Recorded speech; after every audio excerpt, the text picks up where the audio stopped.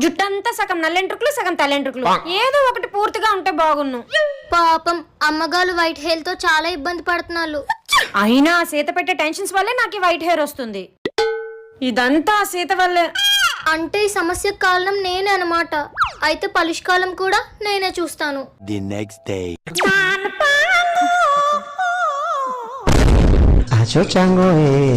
అమ్మో నా జుట్టు. సీత